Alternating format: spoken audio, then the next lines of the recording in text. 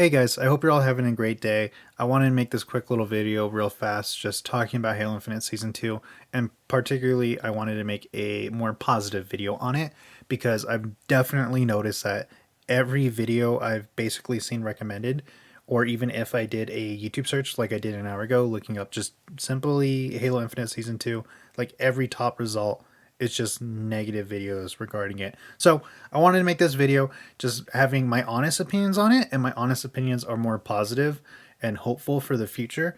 So hopefully you guys enjoy this video, but let's go ahead and jump right into my thoughts on season 2. So I want to start off by saying, yes, I absolutely agree. There needs to be more down the road. Not necessarily because I'm in that camp that like Halo Infinite is such a piece of shit game, because I'm not. I love the game. I've been playing the shit out of it, and I am incredibly happy with what the work 343 did. So it's not that reason. The reason I think that there needs to be more content is because I want Halo to be more competitive. I want them to have higher numbers. I want them to have a lot bigger audience, right? I care for the brand. Halo is a huge brand. Everybody knows it. But I really care for it to kind of get back to its glory days. You know, talking like the Halo 2, Halo 3 days where everybody was playing Halo.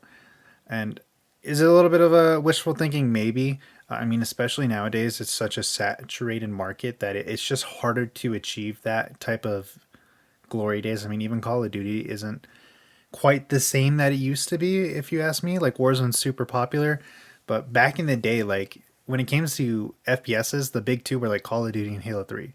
You know, come 2008, because I think COD 4 came out in 2008, Halo 3, which came out in 2007, and COD 4 were both like still top charts, right? Everybody was playing those games and they were just dominating, but it's not the case anymore. Now there's a lot more competition. There's Apex Legends, of course, there's Fortnite, which is huge with the younger audiences. So, yeah, Halo isn't quite what it used to be, but neither is Call of Duty.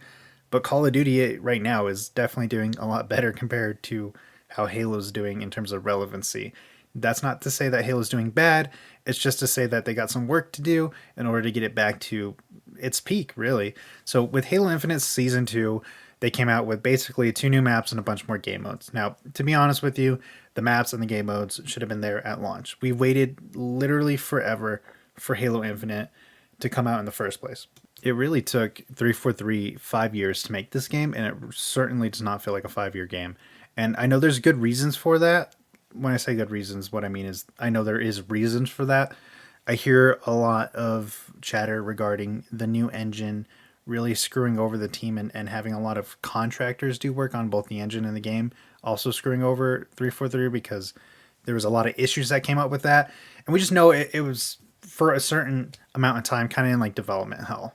That's the best way I can put it. So that kind of explains why this game that took 5 years to make feels more like a 2 year game, if that makes sense. At least I hope it does, because the content on it was just not enough. I thought Halo 5 was, when it came out back in 2015, was a little bit lacking on the content side. Halo Infinite is definitely more lacking than Halo 5, and that's kind of sad to say. Now, of course, it's a live service game. Season 2 is its starting point of it being a live service game, and we expect a lot more content to come out, not just with season 3 in regards to more maps, more modes, but also Forge hopefully coming out in season 3, which is going to really help the game explode a lot more. From everything I hear, all the rumors align, everything like that, Forge and Halo Infinite is supposed to be absolutely massive, like such a powerful tool. It really can help the game, and it really should help the game quite a lot. But to focus more on season 2 for the moment, I actually think season 2 is a good start. I think it took them way longer than I would like for season 2 to come out. After all, this game technically came out, well, not technically, it did come out last year, and we're already in May of 2022, right? So it feels like it took them too long to come out with season 2, and season 2 came out with modes that should have been in the game already, and maps that, again, should have been in the game already. And I say should have because even though there's like a decent amount of maps in Halo Infinite, it's really not that much. I mean, compared to previous Halo titles like Halo 3 and Halo 5, I mean, those games came out with a lot more maps. Halo 4 as well. I don't know why I left out Halo 4. I went from 3 to 5. But all of those games, and I know obviously 343 didn't work on Halo 3, but it's still a Halo title, so it counts. But all those games had a lot more maps than at launch than we currently have with Halo Infinite. And of course, I do expect more maps to come out. It is a live service game, but they need to just get it done faster. And I hate to say that because I hate being that person that's just putting more pressure on the developers. But I really think that in order for Halo Infinite to succeed and succeed a lot faster, they need to start gaining momentum now. And the way to do that is to launch a lot more content. And although season 2, I think for a lot of people was like the hope for that, realistically, what we kind of been seeing recently is that season 3 should be more in lines of what we need. Season 2 feels more like a kind of like a quick little taste, right? Like an appetizer, like, hey, we're gonna throw in a couple things that probably should have been in the game already. But season 3 seems like when they're actually supposed to be coming out with a lot more content, hopefully Forge as well. And with Forge, the community can really help support the game and hopefully grow it a lot. And to be honest with you, with Halo Infinite being at the current state and with so many people being so negative towards it, and with rumors we've heard, I really would not be surprised if 343 is working on a battle royale mode. I mean, after all, Certain Affinity already kind of teased that they're working on something big for Halo, and we all kind of speculate that it's probably going to be a battle royale mode. And I know at one point a lot of fans, and I really do know this, right? A lot of fans were not happy with the idea of Halo coming out with a battle royale mode. But I'm going to be honest with you. I'm a huge Halo fan, right? I've been playing this forever since, like, this is my childhood. It's always been my favorite game. Never stopped being my favorite game. I'm okay with it, especially because I want to see Halo succeed. And honestly, with today's market of gamers, a lot of them are more focused and pulled in by those types of games, and they get a lot better numbers. So I still always will be in the camp of make sure Halo always has that arena shooter gameplay, right? Like I always want there to be team ranked and things like that. But if you can incorporate battle royale in it as well, like of course Call of Duty did by having Warzone, I'm okay with that. And to be honest with you, I probably play the shit out of it too, right? I play a shit ton of Warzone with my friends and girlfriends, so I see no reason why I wouldn't do the same with Halo. But anyways, guys, that's gonna kind of wrap up my initial thoughts of season 2. I wanted to, like I kind of said already, I wanted to make a little bit more of a positive video in regards to Halo because I think there needs to be more positivity out there.